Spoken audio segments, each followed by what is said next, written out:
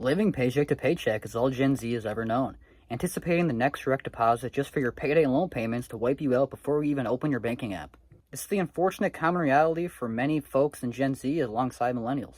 In this video, let's sit down together and spend some time discussing how the majority of folks repeatedly find themselves in this mess. And if you personally have been finding yourself enjoying my daily doomer commentaries over here on the page, then don't forget to like, comment your thoughts, pins below, and subscribe to see my daily videos right here on the channel. And a huge shout out to the handful of you that check out those links down below in the description. Those are some of the best ways to support me and the content around here. Now, let's begin this shit show. $45,000 of debt with nothing going in life at 22? What the f*** are you even thinking? I'm just a girl. Money comes back every 2 weeks, you know, like as long as I'm employed. Yeah, and if you're fired, it comes back never.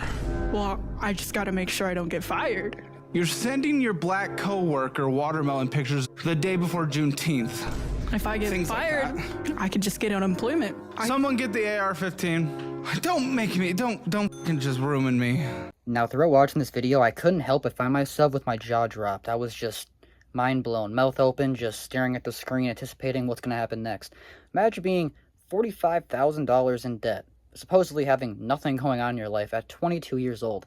I'm 25 years old. I'm lucky if I make about $45,000 a year. Imagine being a whole year's salary in debt and not even really caring about the interest rates and the nonstop payments that are coming alongside that, and then having the audacity to not even care about the fact, well, if I get fired, let's just let the payments rack up. Let's let them continue. Let's just let that fund this, my negative net worth grow and grow and grow, or deplete, more like it at the end of the day. Now, I'm curious, this is just like, you know, faulty thinking, an idiot of a person, just kind of like becoming an adult, entering the workforce with free roam, free reign, with all these companies being kind of predatory in terms of their loan apps and interest rates, or if this is just really bad parenting, just the unfortunate reality of not getting a very good, you know, foundation underneath your feet before you actually, you know, leave the nest, which, you know, if you never learn to fly, you should expect to fall. That's what happens. That's what a lot of people are finding themselves doing. They're finding themselves flat face on the ground, waiting for a car to run them over to end it all. So what are your thoughts, opinions? Do you think this is as bizarre as I think it is? What is your level of debt? Do you have more debt than your yearly salary? And if you do, how do you sleep at night? I'd love to know down below in the comments, because that's a nightmare of mine. Everybody is in debt. And before you say that you're not in debt, I don't mean everybody, but I feel like there's this comparison game of like, how are these people affording to do these things? How are they affording to shop all the time? How are they affording to go on vacations and have these huge houses and these nice cars? It's because they're in debt, okay? Because the only debt my husband and I have is our house and our student loans, and we live like super frugally on a budget. And then I see people who have probably the same debt who live like very lavishly, and you know, it's not like comparison is the thief of joy, but we all have to remember that like a lot of these people that are living these lives are in debt. So stop comparing yourself when you have less debt or no debt to someone who is in debt to live the way that they are. Like, just the moral of the story is to stop comparing yourself. The common individual in Gen Z and millennials are surrounded by people and their peers covered in debt, and it's ruling their life. So they find themselves just going along with the Joneses. They're like, well, if everybody else is doing it, if like everybody else is screwed around me, might as well do it. If you're in hell and everybody around you is on fire, you being on fire is going to feel normal. So it's kind of just like the reality of hell that is the modern day for the average folks in terms of financially and economically, and there's not much horizon of hope on the, you know, on the horizon. It really just feels like you're waking up for not much of a purpose. And unfortunately, in modern day, every single purpose you want to really think of costs a dollar amount.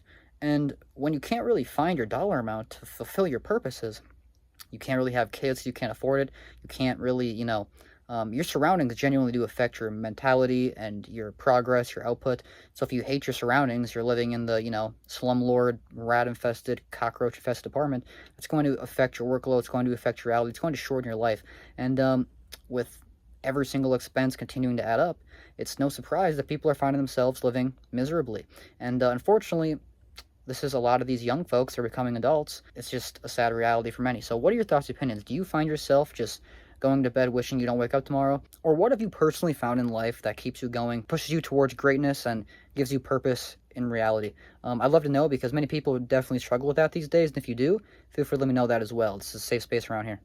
One of the most shocking revelations for me after moving permanently out of the US was the realization that so many of my former hobbies we're just consumption, spending money. Trust me, if you see American content on this app, you will notice this now. So often you will hear Americans on the internet talking about how their perfect day is waking up in the morning, going to Target, getting Starbucks, then going afterwards to Home Goods or TJ Maxx or Ross. Then after they're done shopping, they stop by Chick-fil-A or Chipotle or some other restaurant just to go home and watch TV on Netflix for the rest of the day. And this level of consumption is by no means specific to America, but I, as an American, did not realize how many of my hobbies were just spending money and consuming things until I left the US. Now I would say that personally my hobbies are much more creatively based. I read more, I sing more, I go for walks more, I create more, and I spend less now that I've left the US.